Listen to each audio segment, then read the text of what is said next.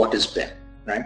So what is BIM is been very, very widely researched. It's probably most searched word in Google when it comes to construction industry specifically, because it's really interesting. People who not know, because especially like in America and Western countries, most of the projects nowadays use BIM.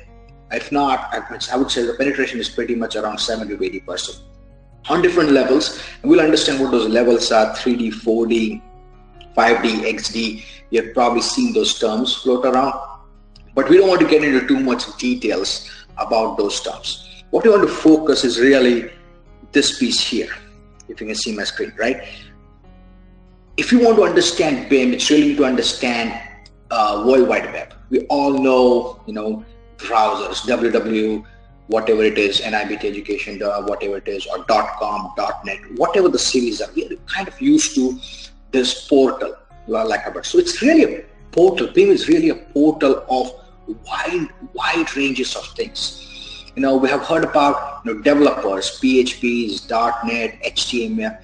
Those are like development things. Those are the tools. And then there are people who know how to use the tools.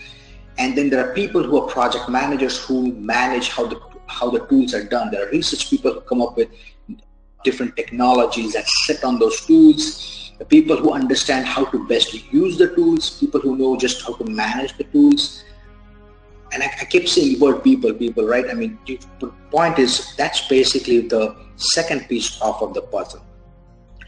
What it is, it's really it's tools are the 10%. If you really think about World Wide Web, we talk about user experience, user engagement on the website.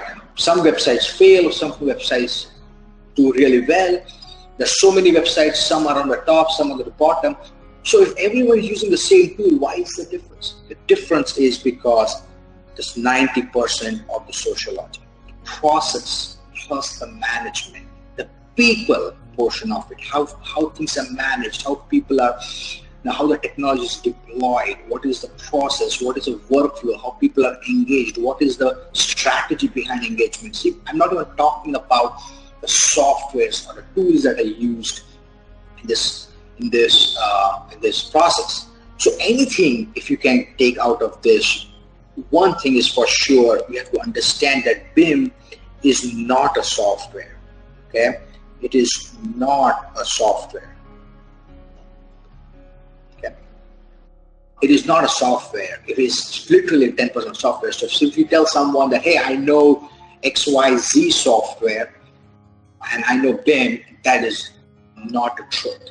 Okay, it is really understanding BIM is really is a wide spectrum of things that we try to focus on.